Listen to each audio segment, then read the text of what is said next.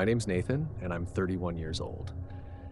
After going through a rough divorce last year, I moved to a quiet little town called Maple Hollow in Arkansas.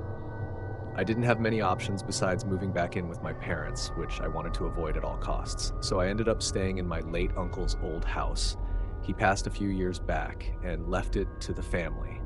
It sat about 15 minutes outside of town, right on the edge of a thick forest with nothing but silence and trees for miles. The place was old. Slanted wooden floors, doors that needed a shove to close, windows that stuck. One of those houses that always feels colder than it should be, even with the heat turned all the way up. But it was free, and I didn't have the luxury of being picky. The first week or so was uneventful. I spent my time cleaning, unpacking, and just sitting out on the porch at night with a drink. It was peaceful. No sirens, no neighbors yelling, just the wind through the trees and the occasional coyote howling in the distance. Then the noises started. The first time I noticed it was on the 8th night. I just climbed into bed around midnight and was nearly asleep when I heard whistling outside my bedroom window. It wasn't a tune I recognized, just this slow, off-key melody that sounded broken and unnatural, like someone half remembered a song and kept getting it wrong. It creeped me out, but I tried to rationalize it. Maybe a hunter or someone wandering drunk down the trail. The next night, it came back. Same weird tune. This time, though, it was closer. I got up, turned on the porch light, and walked outside with a flashlight. I checked the yard, the tree line. Nothing. No tracks, no voices. Just the whistling fading into the woods. I tried to ignore it. I just shut my eyes, bury my head under the pillow. But each night it returned, always at around 1:15 or 1:17 a.m., without fail. The exact same creepy tune. After the fourth night in a row, I called the local sheriff's office. A deputy came out, older guy, probably late 50s, said I could call him Deputy Ray. I told him everything, and when I got to the part about the whistling, he went quiet. He finally said, "Your uncle used to call us about the same thing. Every spring, said someone was out here whistling around the woods. We never found anyone. Thought it was just him losing it a little, but now you're hearing it too." That chilled me. I had no idea my uncle had dealt with this. Ray just told me to keep the place locked up at night and call I saw anyone. So that's what I did. I locked every window, every door. One night, I even stacked chairs under the doorknobs like some bad horror movie. But still, the whistling came and it got closer. One night, I heard it right behind the garage, just outside the back door. The next night, it was on the front porch.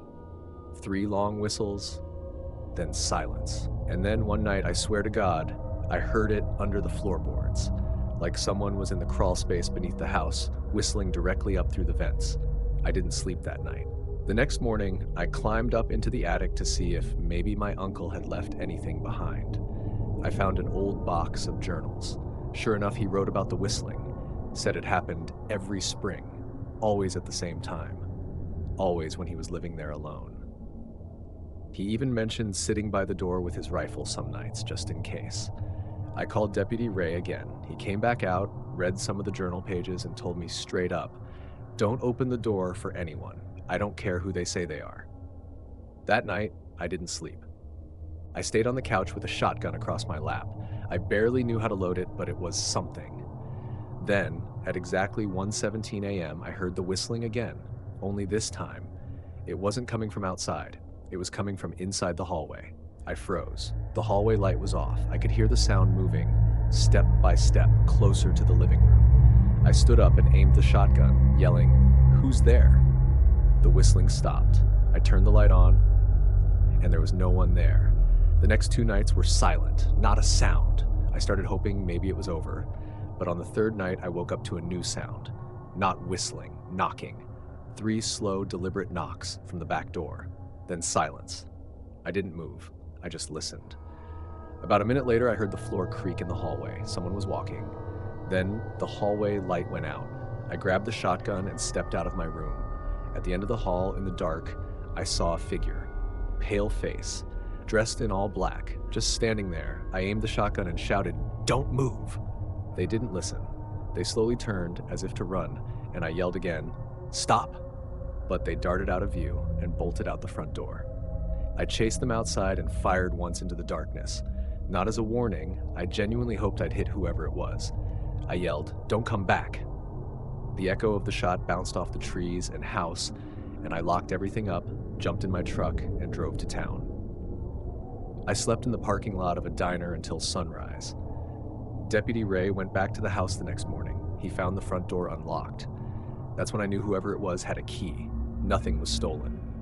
Nothing was broken, but someone had access. Deputy Ray told me to change the locks immediately, and off the record, he told me to get the hell out of there, so I did. I changed the locks that same afternoon and packed a bag.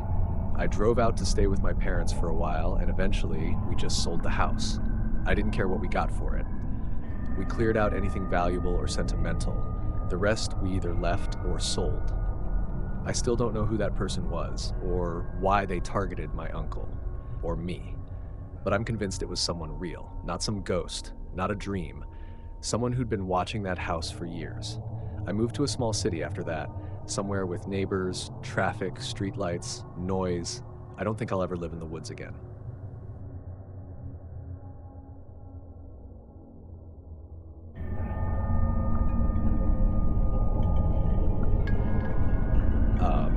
This is going to sound bizarre and completely made up, but I swear to you that this actually happened, and there are multiple witnesses. I can't explain why someone would do this, but I'm fairly confident this isn't anything paranormal. I live way out in the country, in an unremarkable house on private land. All my neighbors are older family members who go to bed early, and their kids have long since moved out. There aren't any teenagers or pranksters nearby. A few months ago, my mom and I were up late watching TV.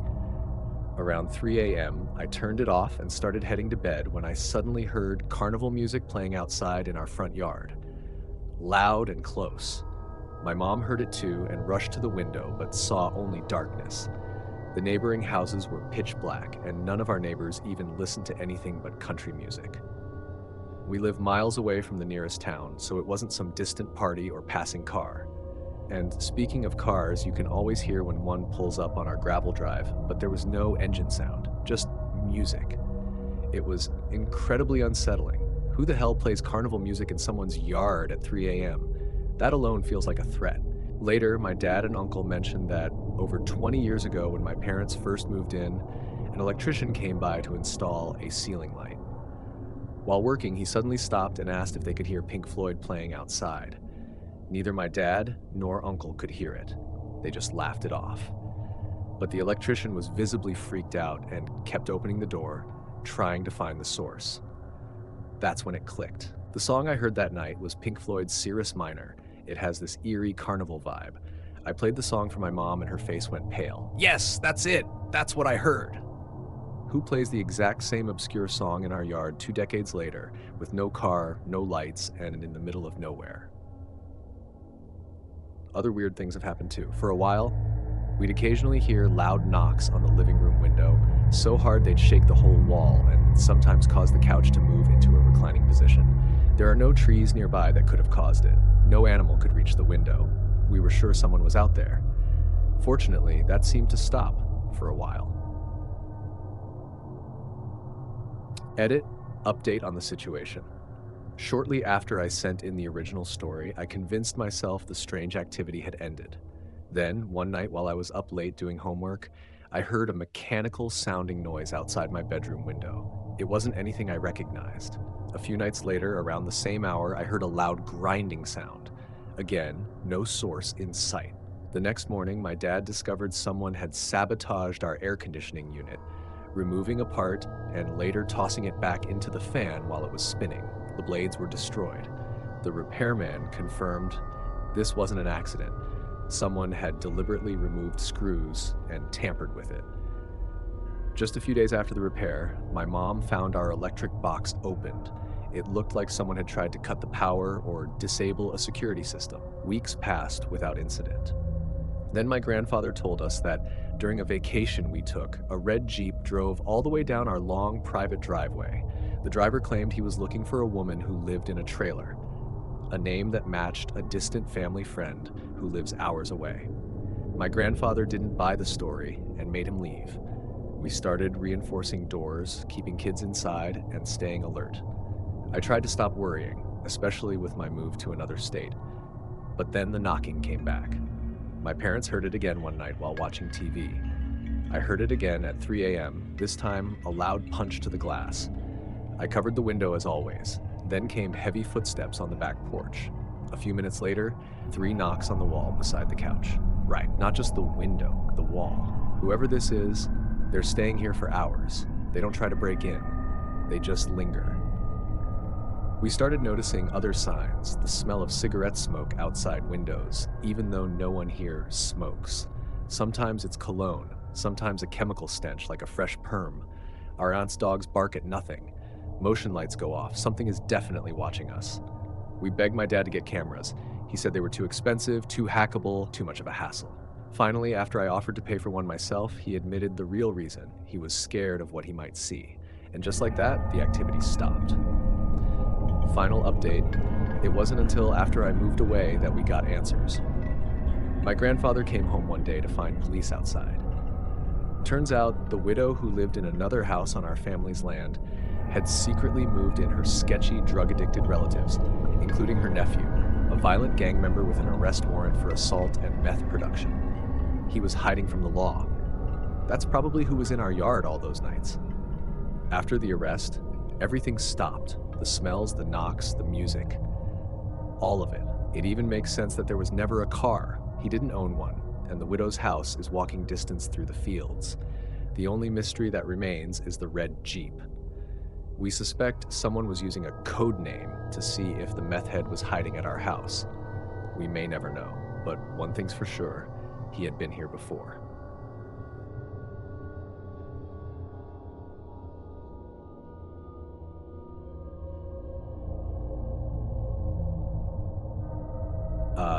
When I was younger, both of my parents worked a lot, each juggling 2 jobs just to support me and my older brother Jack. Their schedules kept us afloat, but it also meant they weren't home very often. So they hired a babysitter from a website. Her name was Sasha. She was a young white woman, probably in her early 20s. For about 4 or 5 months, Sasha babysat us every weekday. I was 7 and Jack was 8, and we absolutely loved having her around. She was upbeat, fun, and patient. Way better than some older sitter who might have been tired and cranky all the time. Since school schedules were tough to manage with our parents' hours, Jack and I did online classes, and Sasha helped us a lot with those too. When summer rolled around, my parents told Sasha she should take a well-earned break. They wanted her to relax and enjoy the summer. After all, she'd done a lot for us. But with her gone, they needed someone to watch us again. Rather than finding a new sitter, they decided to take us to our grandparents' house in Texas. It was out in the countryside, pretty far from our home in Oklahoma, but it was worth the trip since we'd be staying all summer. That Saturday, we made the drive. The scenery was beautiful, though to my little kid self, it felt long and boring. After hours on the road, we arrived at my grandparents' place, a medium-sized cabin-style home sitting in the middle of a wide, open field with thick woods out back. Off to the side, there was a barn-like building with an area for animals, cows, goats, chickens, the whole farm vibe. We all said our hellos. Grandpa wasted no time giving Jack and me a little tour while our parents chatted with Grandma inside as she cooked dinner. That night was perfect. We caught up, played with their dog, Luna, and enjoyed a cozy dinner. Jack and I shared a room with a bunk bed and a small TV, while our parents slept in the next room. They were exhausted from the trip and fell asleep quickly. Jack and I stayed up for a bit watching cartoons before drifting off around 1 a.m. Eds. I woke up later that night, maybe around 2 a.m., to the sound of footsteps just outside our window. Heavy, slow footsteps. The blinds were shut, so I couldn't see who or what was out there. Jack didn't wake up, the TV was still playing softly, but I could definitely hear the crunching of gravel underfoot. Then I heard a strange noise at the window, like someone fiddling with the frame. A second later, a low grunt. Someone was trying to open it. Terrified, I ran to wake up my parents. They were half asleep and brushed it off as a dream, or maybe an animal. My dad checked outside, but there was nothing there. They chalked it up to being in the middle of nowhere. I went back to bed, unsure if I'd imagined it all, and eventually fell asleep. The next morning, I woke up to the smell of breakfast cooking. My parents were packing to head home. After we all ate together, they said goodbye and left for Oklahoma. Later that day, Grandpa took Jack and me out to feed the animals while walking Luna. I asked if I could hold the leash, and he handed it to me with a smile. As we walked the trail, I kept having to tug Luna along. Every few seconds, she'd stop and refuse to move. When I finally looked to see what was wrong, I saw her staring into the woods, frozen. Reluctantly, I followed her gaze. There, half hidden behind a tree, was a tall black figure, just standing there. Even though I couldn't see his face, I knew he was watching us. He had both hands pressed against the tree like he was peeking around it, but his whole body was visible. Panicked, I turned to tell Grandpa, but he and Jack were already about 15 feet ahead. I tugged Luna along and ran to catch up, then told Grandpa what I saw. When we looked back, the man was gone. I should have seen him running off, but there was nothing, like he'd vanished. Grandpa didn't dismiss me. I could tell by his face that he was concerned, even though he calmly told me it was probably just a deer, and I must have startled it when I ran. We finished feeding the animals and headed back. The rest of the day was normal: movies, snacks, and even some fun in the sprinklers. That night, Grandma made one of the best dinners I've ever had. Tired from the day, I took a quick bath and got ready for bed. Jack and I stayed up a bit, watching cartoons, and fell asleep around 1 a.m. Then it happened again. I woke up to the sound of humming right outside our window. Someone was humming the theme song of Cyber Chase, the same show playing on the TV. I froze. Jack slept soundly beside me. It was definitely a person. And even though I couldn't see through the blinds, I could tell they were close. Too close. At first, I convinced myself it was Grandpa. Maybe he was outside for a smoke and heard the song and was just being silly. So I called out softly, "Grandpa?" The humming stopped. About 30 seconds passed in silence. Then a voice answered, "Hey, it's Grandpa. Come out here, kid. I want to show you something cool." I believed him. I slipped on my shoes and quietly crept outside. The night sky was beautiful and silent. No lights, just stars.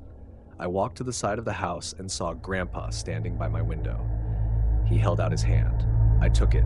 He started leading me toward the barn. I asked where we were going, but he didn't answer. That's when it hit me. Why would Grandpa be outside at 1 a.m.? And why was he wearing a hoodie with the hood up? I looked at his hand more closely. It wasn't Grandpa's hand. It was too young, too smooth. I tried to pull away, but his grip tightened. Not wanting to tip him off, I stayed quiet even though my heart was racing. Then I spotted something sticking out of his waistband, a long handle. Maybe a crowbar, or something worse. That's when I heard my real Grandpa's voice calling from the house. The man turned toward the sound. In that moment, I yanked my hand free and started backing away. He paused, then suddenly bolted toward the woods. I ran screaming to the house. Grandpa was waiting by the door, arms open.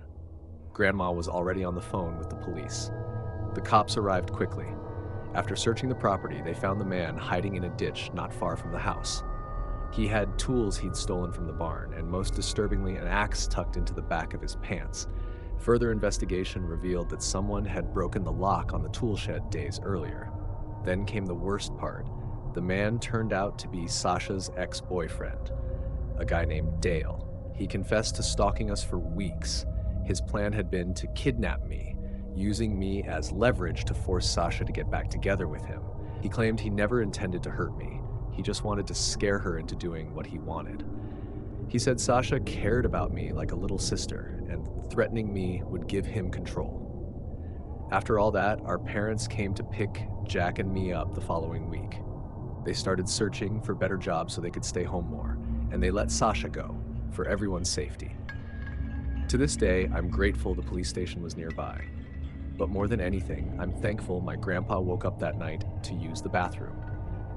Even 20 years later, I still get chills thinking about what almost happened.